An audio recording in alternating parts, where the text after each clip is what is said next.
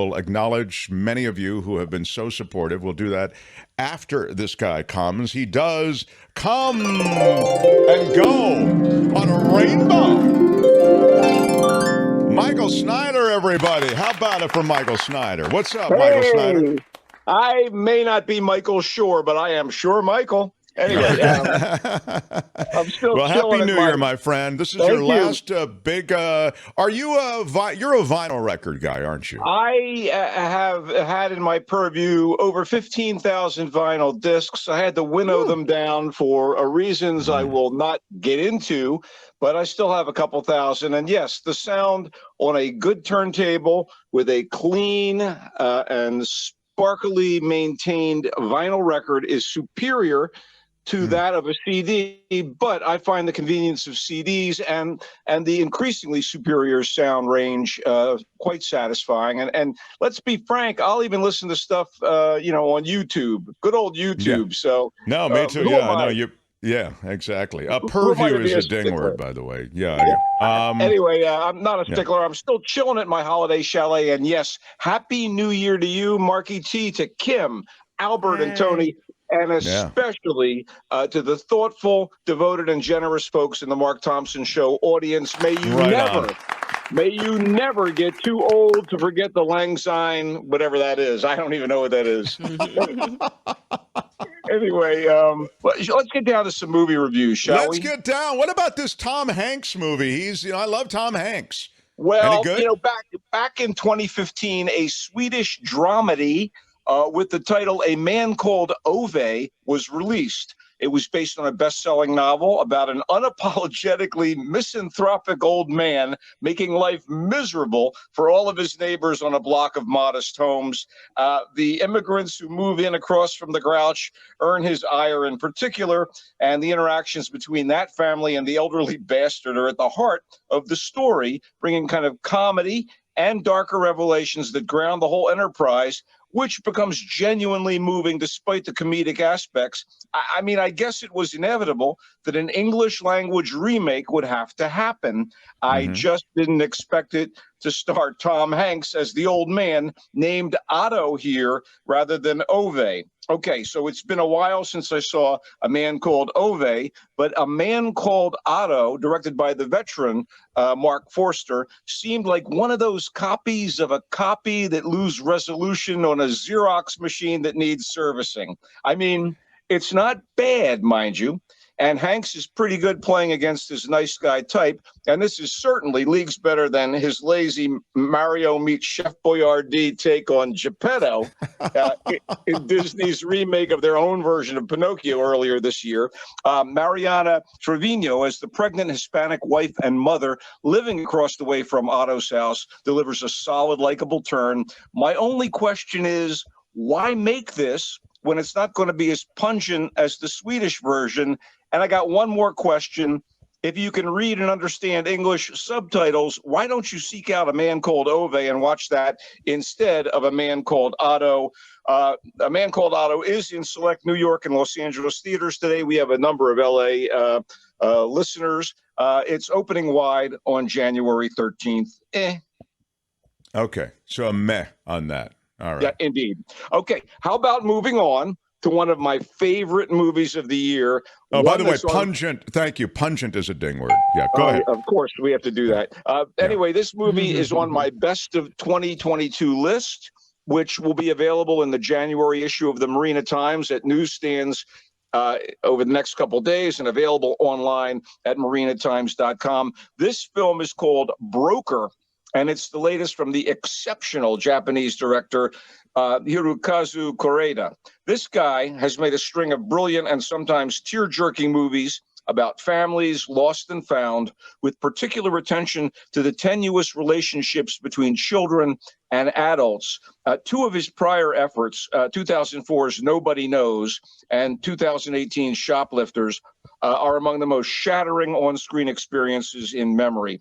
Okay, set in South Korea, not Japan, Broker is a drama about a pair of scam artists selling orphaned or unwanted babies to desperate parents who are incapable of having kids of their own or want to get around the bureaucratic tangle of legal adoption. Meanwhile, frustrated police detectives are trying to nail the sometimes cunning and sometimes heedless baby brokers.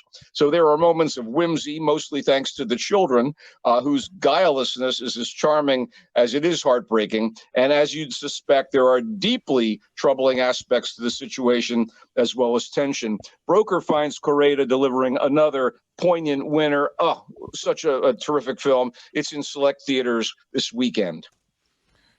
The films that guy does are amazing. I saw Shoplifters, and it was really powerful. Yeah, and Orphaned Babies. That that kind of, you grab me right there. I'm telling you, flat out, nobody knows. At the end of Nobody Knows, I get choked up at films occasionally. I had a couple tears rolling down my cheeks from Nobody Knows, released in 2004. And again, yes, it's in Japanese with subtitles. This is largely in Korean with subtitles. I don't care. This is one of the best films of 2022, and this guy Correa is a master. Speaking of, wait, I will ding tenuous, please, and I will ding guilelessness. Come on. That's it. Okay, thank you. Yeah, and okay. I will ding colorful. poignant. Don't interrupt me when I'm dinging you. How dare you?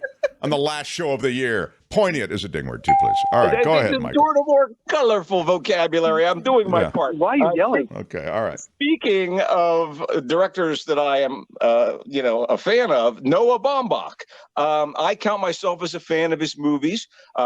He's a very droll and iconoclastic screenwriter-director, but he didn't knock me out with White Noise. I mean, I loved his 2019 drama Marriage Story, which co-starred Adam Driver and Scarlett Johansson as a couple on the rocks.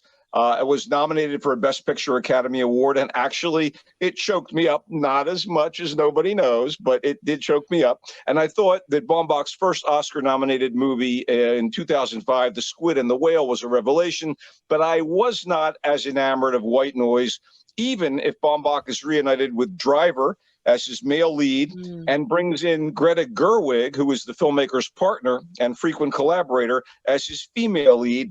I expect it wasn't an easy task to adapt Don DeLillo's acclaimed stream of consciousness novel about a feckless college professor, his fragile wife, and his blended family, whose small town in the heartland is impacted by a nearby industrial accident. I mean, we're introduced to faculty members, their rivalries and hierarchies on campus. Driver's Jack Gladney character, get ready, he's a professor of Hitler studies, which wasn't particularly funny in this context. And I like a good Hitler joke. Everybody likes a good Hitler joke. His colleague, played by Don Cheadle, teaches a course about Elvis Presley and likens the appeal of Elvis to Adolf. Jack's family. There's never been anything like this. Yeah, right. That's for sure. Yeah. The laughter that you're emitting was more than I, laughed in the entire movie. Anyway, so Jack's family seems to be imploding, and then things get crazier as an airborne toxic event heads for the town. Although the movie is set in 1984, the peril seems quite topical in a world that's still being assaulted by mutating viruses. For all the frenzy that eventually erupts, White Noise all too often seemed as dry as a pedantic lecture by some droning academic. The attempts at humor. Wow. The attempts at humor were clumsy. Even absurd moments felt flat instead of bracing. On the other hand, there is a new song by LCD Sound System that runs over the end credits, and it is a banger. In fact, I thought it was the best and most exciting thing about Baumbach's White Noise. White Noise was in theaters for a bit, and now it's on Netflix. You can check it out for your own self if you have a subscriction. Maybe you can just fast forward to the end to hit the music. Yeah, it sounds like not worth necessarily checking out. Droll, I will ding. Iconoclastic, I'll ding. Enamored, I'll ding. I'll ding feckless. And I will ding pedantic. You're finishing strong. Pedantic is a clean ding word. Come on. Okay, moving on. Let's go.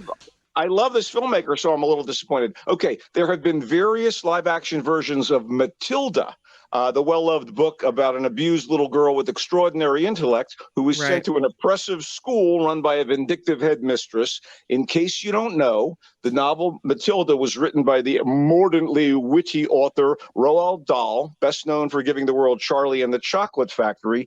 But Matilda has great charm as well. I like the 1996 Matilda movie, which was directed by Danny DeVito and featured him and his wife Rhea Perlman as Matilda's nasty parents. And Mara Wilson in that version was an endearing Matilda. But the new version has delights of its own. It's called, by the way, Roald Dahl's Matilda the Musical. Yeah, it's a movie musical adapting the successful production from the West End Theatrical District, which is London's Broadway. The songs written by Tim Minchin mix pop with wordplay that has kind of a British music hall operetta flair. And the cast is just super, starting with the wee wise behind her eyes and wise beyond her years, Alicia Ware as Matilda, and continuing with the always awesome Stephen Graham, who played Al Capone in Boardwalk Empire, and Andrea Riseborough as Matilda's loutish, materialistic parents, Lashana Lynch from No Time to Die as the kid's only caring, supportive teacher, and most memorably, Emma Thompson as the cruel, eminently hissable school headmistress, Miss Trunchbull, a grotesque villainess for the ages. As the book-loving, sharp-witted, yet sensitive Matilda fights to truly be her own person and fit in with her peers, she finds herself in a position she never expected, and that's at the heart of the movie. Matilda the Musical was written by Dennis Kelly from his script for the stage version and of course, adapted from Dahl's book, and directed by Matthew Warchus. It is thoroughly in the macabre spirit of the source material, and it's really great stuff for a family to watch together, which you can do on Netflix, although it did have a theatrical run. Roald Dahl's Matilda the Musical. Wow, very nice. You'd really like that. My kids were in that play last summer, and they were in 2 age groups, so there were 2 separate plays. I had to see it no less than 15 times. If I never see Matilda again, it'll be too soon. Oh, I love that. Absolutely love. No. But Kim, was there singing? Was there singing? Was there dancing? There was singing. There was dancing. Her Yeah. kids are good with the singing. The singing is something that really goes well in the McAllister family. By the way, mordantly is a ding word. Thank you very much. Right. Nicely done. Look, we're down to our last few seconds with you, Michael Snyder. Let me squeeze one more in really quickly. All right, real quick, please. Okay, The Pale Blue Eye is a chilly but engrossing murder mystery with a literary historical twist. The setting is wintertime of 1830 at West Point. Chilly indeed. A cadet is found dead in the nearby woods, and after the corpse is brought to the academy, the in-house doc discovers the victim's heart has been cut out of the body. So the academy commander doesn't want this to have any blowback in Washington, so he enlists a hard-drinking retired cop to find the truth of what happened. And the boozed-up detective, Augustus Landor, who has lost his wife and daughter, is fantastic. A fantastic character played by Christian Bale, always a reliable choice for the role of a tormented loner. But this guy Landor gets a de facto assistant in a young cadet and fledgling poet, Edgar Allan Poe. That Poe, played by an appropriately creepy Harry Melling. And so this is not based on a true story, even though Poe was a real person. It's based on a novel called The Pale Blue Eye. And I really, they go on there, attempt to solve the crime, and danger and more death bedevil them. Moody and engrossing, terrific supporting cast, including Gillian Anderson, Charlotte Gainsbourg, and holy Corleone, Robert Duvall, even though they only get brief screen time. The director, Scott Cooper, who also wrote the script, did Crazy Heart, Antlers, Black Mass, and Hostels. This is not as good as any of them, but as moody, gloomy B-movie thrillers go, pretty good to watch at home for a couple hours on a cold winter night. And yes, The Pale Blue Eye is on Netflix. Oh, Courtney might like that one. Yeah, I think that is one that I could sit through too. I don't do well sometimes with the murder, and definitely, anyway, the Pale Blue Eye, though, that does seem like something I could do on Netflix. Roald Dahl's Matilda the Musical is good for the whole family, unless you've seen it 15 times or 50 times, the way Kim hit my has. Matilda limit. Nope. That you can see on Netflix as well. Is that right, Michael Snyder? Absolutely. And a third on Netflix coming right up here, right? White Noise. White Noise. White Noise, though, you did not like that much. You felt It disappointed me. It disappointed more me. noise than white, or more white than noise, whatever. Not you enough. Just felt it. Not enough white, not enough noise, or whatever. Just not enough. Broker is the powerful film that you did like from the Japanese filmmaker. And you can see it with it's in Korean with subtitles, but it's another brilliant film from, I don't know how to say his name, but Correda. And A Man Called Otto, the Tom Hanks film. Michael says, see the original. This one is meh. Not awful, but it's in the meh category. He also reminds you that his best of 2022 can be seen in the Marina Times. Read Michael's best of 2022. If we have time, maybe next week, we'll do a little added content with you about your best of. I'd like to do that. It's sort of intriguing, we're kind of out of time now. It's a slow week for new movies, so it would be a great week to cover a reflection of the previous year. So, well, it would be fun. You're down to 5% battery. I know. I'm wrapping him up. Okay, I don't need to. All right. So, Michael, we adore you, and we love that you're here every Friday. Thank you. Happy really New great Year. takes. Yeah. Happy New Year again to everybody. Go Niners. Super excited about my team this coming Sunday. Come on. He comes and goes on a